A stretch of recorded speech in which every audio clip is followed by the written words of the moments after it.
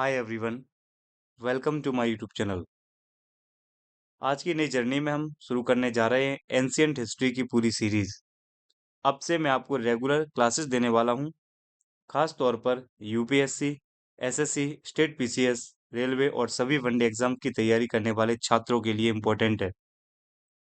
इस सीरीज में हम एंशिएंट इंडिया को बिल्कुल बेसिक लेवल से लेकर एडवांस लेवल तक जाएंगे, जहाँ हम प्रागैतिहासिक काल, prehistoric age, Indus valley civilization, Vedic period, Mahajanapada, Gupta Maurya, बौद्ध, जैन और संगम लिटरेचर वाले और भी जो इम्पोर्टेंट टॉपिक रहेंगे एंशियंट हिस्ट्री के रिगार्डिंग, उन सबको हम कवर करेंगे। आपको कॉन्सेप्ट, क्रोनोलॉजी, इंपॉर्टेंट फैक्ट्स और एग्जाम ओरिएंटेड पॉइंट्स सब कुछ एकदम सरल भाषा में मिलेगा। तो चलिए शुरू करते हैं अपनी नई और मजबूत शुरुआत ancient history classes with regular sessions. सबसे पहले फ्रेंड्स, आप इस क्यूआर कोड को स्कैन करेंगे और हमारे टेलीग्राम चैनल को ज्वाइन करेंगे, जिससे कि टॉपिक से रिगार्डिंग जो पीडीएफ रहेंगी या जो भी सूचना रहेगी वो आपको हमारे टेलीग्राम चैनल पर मिलती रहेगी। सो फर्स्ट ऑफ ऑल आप हमारे टेलीग्राम चैनल को ज्वाइन करिए। चलिए तो हम स्टार्ट करते हैं अपना टॉपिक एंशियंट हिस्ट्री। सबसे पहले तो दोस्तों, प्राचीन भारत के इतिहास को समझने के लिए हम पहला देखेंगे कि हमारा सोर्स क्या रहेगा। So the source is NCERT, R S Sharma and PYQ. अब देखिए, एनसीईआरटी और आर एस शर्मा की बुक को हम बेस बनाकर अपने कॉन्सेप्ट को लेके चलेंगे। साथ में दोस्तों, पीवाईक्यू के अलावा कोई भी, अगर हम किसी भी टॉपिक में पीवाईक्यू को शामिल नहीं कर रहे हैं, तो हमारी तैयारी अधूरी ही है। यानी हम कहेंगे बुक और कॉन्सेप्ट से ज़्यादा इम्पोर्टेंट है हमारा पीवाईक्यू। ये हमें बताएगा कि किस टॉपिक में हमें कितना डेप्थ में जाना है, किस लेवल का पढ़ना है और कहाँ तक पढ़ना है। सो अगर इन तीनों में भी मैं अपना सबसे जो मजबूत पक्ष रखने वाला हूँ वो है पीवाईक्यू। इन पीवाईक्यू को मैं स्टडी करके ही इस टॉपिक को डिजाइन करूंगा, उसके अकॉर्डिंग अपने लेक्चर्स को अटेंड करेंगे अपन। क्लियर है? तो ये हमारे सोर्स हो गए। दूसरा, उपयोगिता क्या है? एंशियंट इंडियन हिस्ट्री का जो उपयोगिता है, जो रिलेवेंट है, इंपॉर्टेंस है, वो किन किन एग्जाम्स में होने वाला है। तो सबसे पहले तो दोस्तों, यूपीएससी में, स्टेट पीसीएस, इसके अलावा अगर आप एसएससी, रेलवे और वनडे एग्जाम्स की तैयारी कर रहे हैं, इन सब में ये समान रूप से उपयोगी होने वाला है। यूपीएससी में इसका जो महत्व ज्यादा है वो प्रीलिम्स में ज्यादा है, क्योंकि प्री में ही सबसे ज्यादा क्वेश्चंस आपको एंशियंट हिस्ट्री से मिलेंगे। इसके अलावा अगर आप मेंस में बात करेंगे, तो मेंस में ये जो टॉपिक है वो आर्ट एंड कल्चर के फॉर्म में पूछा जाता है। सो ये हमारी उपयोगिता रही इस टॉपिक की कि किन किन एग्जाम के लिए रेलेवेंट है। तो चलिए, आज का जो लेक्चर रहेगा वो ओनली ओरिएंटेशन बेस रहेगा, जिसमें आज हम पढ़ेंगे कुछ नहीं। हाँ, बट इतिहास से रिलेटेड कुछ बेसिक इंफॉर्मेशन जरूर आज के हम इस लेक्चर में कवर करेंगे। सो स्टार्ट करते हैं। सबसे पहले बात करते हैं कि जो हिस्ट्री वर्ड है ये आया कहाँ से। तो देखिए, यूनानी भाषा में एक वर्ड है हिस्टोरिया।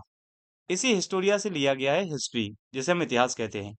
इसका मीन होता है जानना या ज्ञात होना, इंक्वायरी, इन्वेस्टिगेशन और लर्निंग थ्रू रिसर्च। इसको इतिहास कहते हैं। तो बेसिकली इतिहास एक यूनानी भाषा का वर्ड है, जिसका अर्थ होता है जानना या ज्ञात होना। दोस्तों, यह है हेरोडोटस। हेरोडोटस क्यों याद रखना है हमको? क्योंकि हेरोडोटस की एक बुक है जिसका नाम है हिस्टोरिया। हिस्टोरिया पुस्तक में उन्होंने सबसे पहले इतिहास को व्यवस्थित क्रम में लिखने का प्रयास किया था, इसलिए हेरोडोटस को ही हम कहते हैं द फादर ऑफ हिस्ट्री, इतिहास का पिता। इतिहास का पिता कहा जाता है हेरोडोटस को। सो ये बेसिक इन्फॉर्मेशन है कि हिस्ट्री किस वर्ड का, किस भाषा का वर्ड है और इसका अर्थ क्या है, और who is the father of history. So हमारा जवाब हो जाएगा हेरोडोटस। अब देखिए, इतिहास में कुछ वर्ड्स, हम बेसिक सी टर्मिनोलॉजी को देख लेते हैं। जैसे एक एरा वर्ड यूज होता है, एरा, युग। युग क्या होता है? तो समय का एक निश्चित कालखंड, a distinct period of time is called era या युग। तो युग क्या है? समय का एक निश्चित कालखंड युग कहलाता है। दोस्तों, each society and culture has had its own ways of measuring time. प्रत्येक समाज और संस्कृति के पास समय की गणना करने के लिए अपनी अपनी प्रणालियां रही, उनका अपना सिस्टम रहा है कि वो समय को कैसे मेजर करेंगे। जैसे दोस्तों, मेजर इवेंट्स, कोई प्रमुख घटना हो सकती है, जैसे किसी व्यक्ति विशेष का जन्म, such as the birth of an important person, या किसी शासक के शासन का आरंभ, मतलब उसका जो रूलिंग स्टार्ट होता है वो, एंड एक नए युग का आरंभ माना जाता है, have often marked the beginning of a new era. So era क्या है? समय का एक निश्चित कालखंड है, और प्रत्येक समाज अपनी संस्कृति, अपने पास अपने समय की गणना करने के लिए प्रणालियां लागू करती रही है। जैसे कोई किसी व्यक्ति विशेष का जन्म से हो सकता है, कोई किसी शासन के शासनारंभ से मान सकता है। तो ये बेसिकली ये परंपरा चली आ रही है।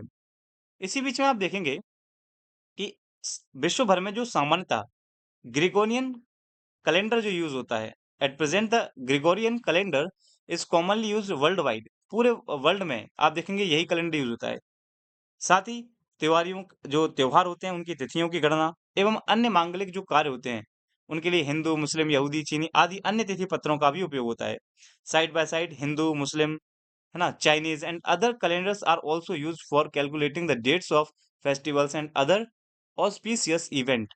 तो आगे आप समझेंगे दोस्तों, पश्चिम में सामान्यतः अगर आप वेस्ट की बात करेंगे, in the west the conventional year for Jesus Christ birth has generally been taken to be starting point of this for this calendar. मतलब पश्चिम में है, उनमें ईसा मसीह के जन्म वर्ष से कैलेंडर का आरंभ माना जाता है। ठीक, इस बिंदु से आगे के वर्षों की गणना की जाती है एवं इसे अंग्रेजी में एडी कहते हैं। ठीक, मतलब अगर ईसा मसीह के जन्म से आगे की गणना की अगर हम बात कर रहे हैं, समय की बात करें तो उसको एडी से हम इंगित करते हैं। सो क्या कह रहे हैं, years are counted forward from this point and used to be marked with AD। ठीक, एडी लैटिन भाषा का एक वर्ड है। एडी जो एब्रिविएशन है वो फॉर अ लैटिन फ्रेज का वर्ड है that refers to the years after Jesus birth, जो क्या बताता है, ईसा के जन्म के बाद के वर्षों को इंगित करता है। तो जब भी हम किसी संख्या के साथ एडी लिखते हैं तो समझ जाना वो जीसस के जन्म के बाद की घटना है। परंतु अब विश्व भर में इसे अंग्रेजी में कॉमन एरा सीई कहा जाने लगा। तो दोस्तों एडी को however this is now called the common era और सीई अक्रॉस द वर्ल्ड। तो जो एडी था उसी को हम सीई कहते हैं। सीई का मतलब है common era. For an example, यदि हम उदाहरण के लिए देखें, 1947 में भारत स्वतंत्र हुआ। इसे 1947 ईस्वी या कभी कभी सन 1947 अथवा 1947 सीई अंग्रेजी में भी लिख सकते हैं। For example 1947 the year India gain independence, so can be written as 1947 AD या समटाइम्स एडी 1947 और 1947 सीई भी लिख सकते हैं। तो एडी और सीई लिख सकते हैं। एडी मतलब जीसस जीसस के जन्म के बाद, एनो डोमिनी बोलते हैं, अभी देखेंगे, या सी इसको जगह में यूज करते हैं कॉमन एरा। क्लियर है? नेक्स्ट देखिए, अगर आप समझेंगे यहाँ पर, इसी प्रकार से ईसा मसीह के जन्म की पारंपरिक तिथि से पूर्व के वर्षों की गणना उल्टे अवरोही क्रम में की जाती है एवं इसे अंग्रेजी में बीसी से इंगित किया जाता है। इसे अब अंग्रेजी में बिफोर कॉमन एरा यानी बीसीई से भी इंगित किया जाता है। तो similarly the years before the conventional date for the birth of Jesus are counted backward and used to be marked with BC for before, या हम बोल सकते हैं उसको बिफोर क्राइस्ट। मतलब दोस्तों आप इस टाइमलाइन को देख लीजिए एक बार अच्छे से, थोड़ा सा मैं जूम करके बता देता हूँ आपको। इस टाइमलाइन को देखिए, ये बेसिकली बता रहा है जहां जीसस का बर्थ हुआ है, ईसा मसीह का जन्म। तो ईसा मसीह के जन्म के पहले की घटना है वो लिखिए बीसीई, बिफोर कॉमन एरा, और इनके बाद की जो है वो कॉमन एरा में आ जाएंगे। जैसे बर्थ ऑफ बुद्धा, इनका जन्म जो है तो 560 बीसीई में हुआ था, यानी बिफोर क्राइस्ट या बिफोर कॉमन एरा हम बोल सकते हैं। यानी सामान्य संवत पूर्व हिंदी में बोलते हैं, उसको बोलते हैं सामान्य संवत। सो ईसा मसीह के जन्म की पूर्व की घटना को सामान्य संवत पूर्व और ईसा मसीह के जन्म के बाद की घटनाओं को सामान्य संवत हम बोलते हैं। सो एक इफेक्ट के रूप में हम याद रख सकते हैं इस पॉइंट को। क्लियर है? और अच्छे से इसको हम डिटेल में समझते हैं। देखिए, जैसे कुछ टर्मिनोलॉजी यहाँ पर भी रहेंगी। जैसे एक वर्ड आएगा शताब्दी, सेंचुरी। शताब्दी क्या होती है? यह किसी भी 100 वर्षों का कालखंड होता है। यानी अगर आपसे पूछा जाएगा कि जो सेंचुरी है, शताब्दी, वो क्या है, तो it is an any period of 100 years. इतिहास में एक सामान्य संवत से लेकर प्रत्येक 100 वर्षों के लिए शताब्दी की गणना की जाती है ना। In history specific centuries are counted every 100 years starting from the year 1 CE। 1 CE का मतलब है कॉमन एरा। देखिए, ये कह रहे हैं कि उदाहरण से वर्तमान में हम 21वीं शताब्दी में है जो 2001 से आरंभ होकर 2100 तक चलेगी। तो 21th सेंचुरी का मतलब क्या है? 2001 से लेके 2100, मतलब 100 वर्षों का एक कालखंड है, इसको हम शताब्दी कहते हैं। ईसा पूर्व की गणना करने के लिए हम एक सामान्य संवत पूर्व से आरंभ करके समय में पीछे की ओर लौटते हैं। उदाहरण, तीसरी शताब्दी संवत सामान्य संवत पूर्व में 300 सामान्य संवत पूर्व से लेकर 201 सामान्य संवत पूर्व तक का समय सम्मिलित होगा। मतलब यहाँ पर भी आप देखेंगे 100 ईयर ये बताना चाह रहे हैं। तो बेसिकली की पॉइंट क्या है अपना, कि शताब्दी जो सेंचुरी का मतलब होता है वो होता है 100 वर्षों का एक कालखंड, any period of 100 years. Clear है? एक टर्मिनोलॉजी आएगी जिसको हम बोलते हैं सहस्त्राब्दी, मिलेनियम। सहस्त्राब्दी क्या होता है दोस्तों? किसी भी 1000 वर्षों का कालखंड, एनी पीरियड ऑफ 1000 ईयर्स। ठीक, तो ध्यान रखेंगे इतिहास में एक सामान्य संवत से लेकर प्रत्येक सहस्त्र वर्षों, सहस्त्र मतलब 1000 वर्षों के लिए सहस्त्राब्दी की गणना की जाती है। सेम वही है, specific centuries are counted every 1000 years from the year 1 CE. उदाहरण, अब वही जैसे हम तीसरी सहस्त्राब्दी में हैं, कह सकते हैं कि थर्ड मिलेनियम में हम इस समय हैं, जो 2001 से लेकर चलेगी 3000 सामान्य संवत तक, जो कहाँ से कहाँ तक चलेगी? 2001 सीई से लेकर चलेगी 3000 सीई तक। सो बेसिकली हमें ध्यान रखना है कि मिलेनियम का मतलब होता है 1000 ईयर्स, और जो सेंचुरी होता है उसका मतलब होता है 100 ईयर। ठीक है, ये कॉमन सी चीजें हैं दोस्तों जो आपको पता होना चाहिए। मैंने कहा ना, आज की क्लास में केवल ओरिएंटेशन है, कुछ की फैक्ट हैं उनको हम देखने वाले हैं बस। तो बीसी के लिए हम याद रखेंगे सामान्य संवत पूरी यूज कर रहे हैं, वहां पे सी के लिए हम सामान्य संवत यूज, कॉमन एरा और बिफोर कॉमन एरा इसको हम बोलेंगे। अब थोड़ा सा हम आगे बढ़ते हैं दोस्तों।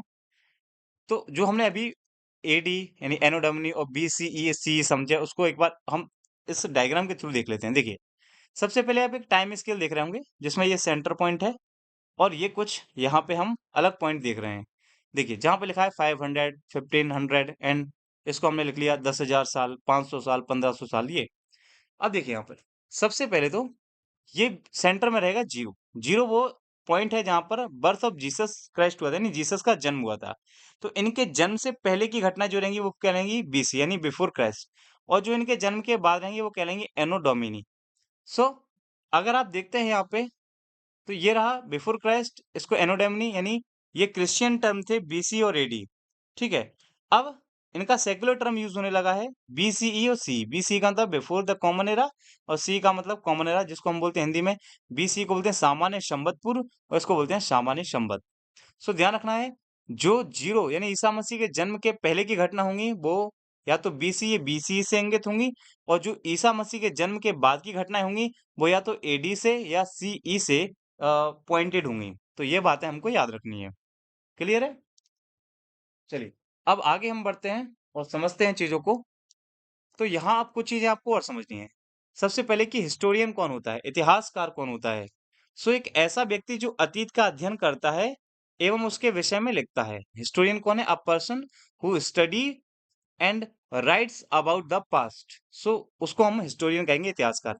अब देखिए बेसिक दोस्तों, ये जैसे ये की पॉइंट है लेकिन हमको पता होना चाहिए ये। तो आज यही बेसिक सी चीजों को हम डिस्कस करने वाले हैं, और नेक्स्ट क्लास से हम प्रॉपर अपने टॉपिक पे आ जाएंगे।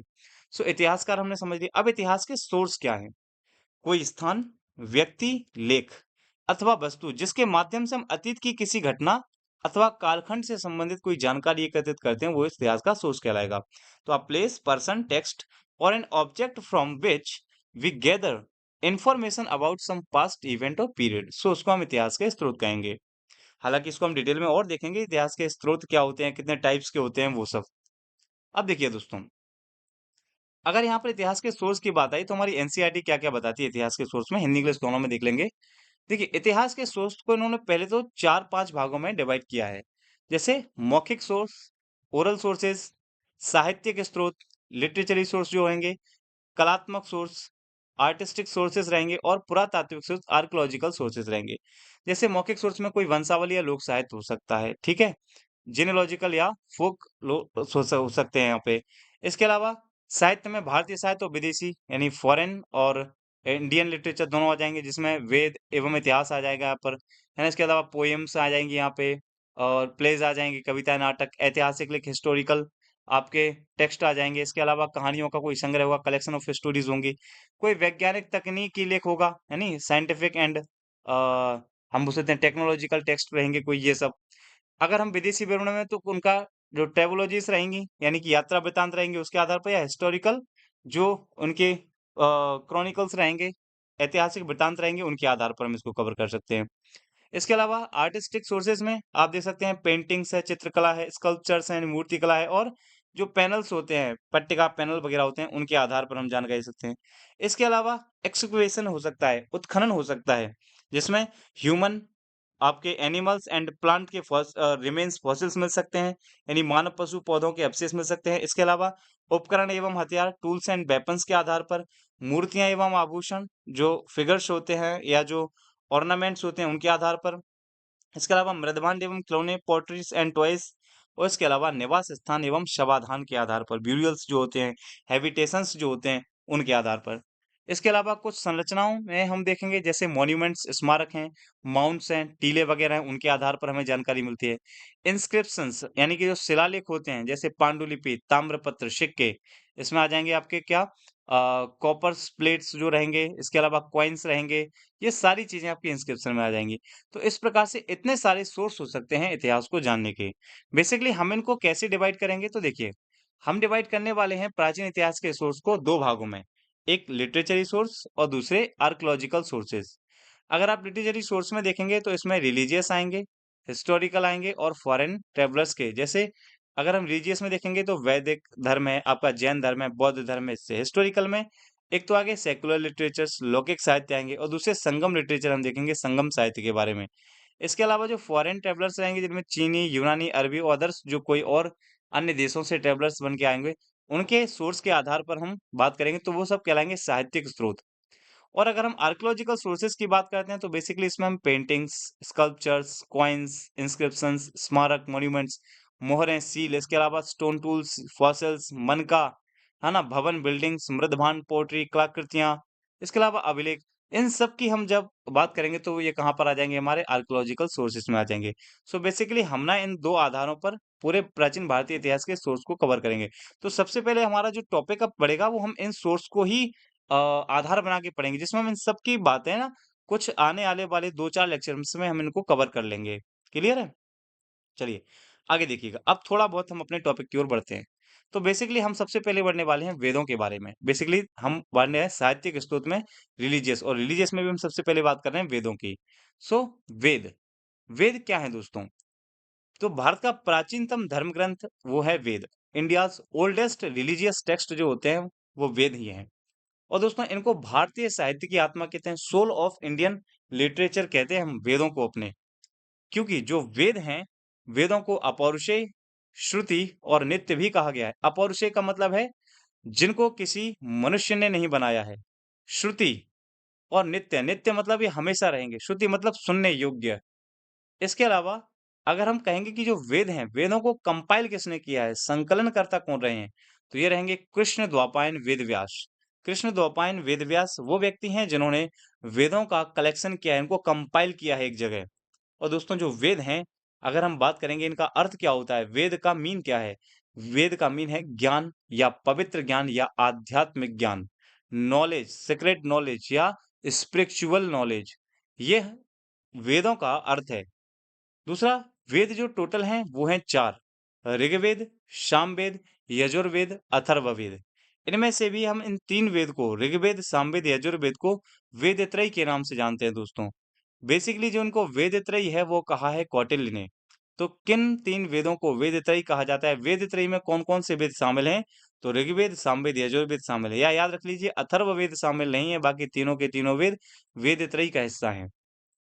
इसके अलावा अगर हम आगे बात करते हैं तो वेदों की जो भाषा है, लैंग्वेज है, वो बेसिकली वैदिक संस्कृत रही है, और जिसकी स्क्रिप्ट है ब्राह्मी स्क्रिप्ट यानी कि ब्राह्मी लिपि। सो दोस्तों वेद त्रयी अगर आप देखेंगे, वेद त्रयी के परिचय में कौन-कौन से आते हैं? ऋग्वेद, यजुर्वेद और सामवेद। ऋग्वेद वो जो पद्य में सम्मिलित है, यजुर्वेद वो जो गद्य में सम्मिलित है, और सामवेद वो जो गीतों में संबद्ध है। इन्हीं को हम आगे बढ़ते हैं और देखते हैं कि जो वेद हैं, वेदों का विभाजन जो किया गया था, वेदास आर डिवाइडेड इनटू, आप बताएंगे, on the basis of the communicability of their knowledge. मतलब जो वेदों का विभाजन है वो ज्ञान की संप्रेषणशीलता के आधार पर किया गया है दोस्तों। जैसे कि ज्ञान की संप्रेषणशीलता 3 आधारों पर हो सकती है। वो 3 आधार क्या-क्या हैं? या तो गद्य के फॉर्म में, प्रोज़ के फॉर्म में, या पोएट्री के फॉर्म में, पद्य के फॉर्म में, या छंद रिदम के फॉर्म में। अगर हम अपने ज्ञान को संप्रेषित करते हैं, कम्युनिकेट करते हैं, सो इसी आधार पर वेदों का जो ज्ञान था उसको कम्युनिकेट करने के लिए 3 टाइप में उसको डिवाइड किया गया, गद्य, पद्य और छंद के रूप में। अब दोस्तों जो गद्य हैं, पद्य हैं या छद्य हैं, इनका अर्थ क्या होता है? तो गद्य का अर्थ होता है ऋक। द मीन ऑफ गद्य इज ऋक, एंड द मीन ऑफ पद्य इज यजुस और द मीन ऑफ छंद इज साम। सो इन्हीं तीनों के संकलन को, अब जो ऋक है यानी कि जो गद्य है, ऋक का संकलन जो है, इन तीनों का अपना अपना संकलन, संकलन मतलब संहिता, कलेक्शन। तो ऋक का संकलन कहलाया ऋग्वेद, यजुस का संकलन कहलाया यजुर्वेद और शाम का संकलन कहलाया सामवेद। यहाँ से ये तीन वेद आते हैं और इन तीनों वेदों को मिला के ही हम बोलते हैं वेद त्रयी। सो मैंने क्या बताया, वेदों का विभाजन ज्ञान की संप्रेषणशीलता के आधार पर हुआ है। वो गद्य, पद्य और छंद फॉर्म में हुआ है। गद्य को ऋक कहते हैं, पद्य को यजुस और छंद को शाम कहते हैं। और इन तीनों का जो संहिता किया है, कलेक्शन किया है, उसी से तीन वेद हमारे सामने आए, ऋग्वेद, यजुर्वेद और सामवेद। दोस्तों याद रखेंगे ऋग्वेद, जो अब हम स्टार्ट करेंगे यहाँ से अपना टॉपिक फर्दर आगे नेक्स्ट क्लासेस में। तो ऋग्वेद सबसे प्राचीन वेद माना जाता है और अब जो हमारी क्लास स्टार्ट होगी नेक्स्ट, वो यहीं से कंटिन्यू होगी। सो दोस्तों, आज की क्लास में केवल मैंने आपको ओरिएंटेशन बताया कि हम किस टाइप से अपनी क्लासेस को, लेक्चर्स को अटेंड करेंगे, आगे लेके चलेंगे। दूसरा, हम इनका आधार क्या बनाएंगे, उन सारी बातों को हमने आज की क्लास में डिस्कस किया। सो आशा करते हैं, उम्मीद करते हैं आपको ये वीडियो पसंद आई होगी। तो दोस्तों, आज हमने एंशिएंट हिस्ट्री की अपनी इस नई सीरीज की शुरुआत की है, जिसमें आने वाली क्लासेस में हम इन सब्जेक्ट को स्टेप बाय स्टेप डिटेल में और एग्जाम ओरिएंटेड तरीके से कवर करेंगे। अगर आप सच में यूपीएससी, एसएससी या किसी भी कॉम्पिटिटिव एग्जाम की तैयारी कर रहे हैं, तो इन रेगुलर क्लासेस को बिल्कुल मिस मत कीजिए। अगर यह सेशन आपको अच्छा लगा हो तो लाइक जरूर करें, अपने दोस्तों के साथ शेयर करें और रेगुलर अपडेट के लिए चैनल को सब्सक्राइब करना ना भूलें। मिलते हैं अगली क्लास में, तब तक अपना ध्यान रखें। Thank you.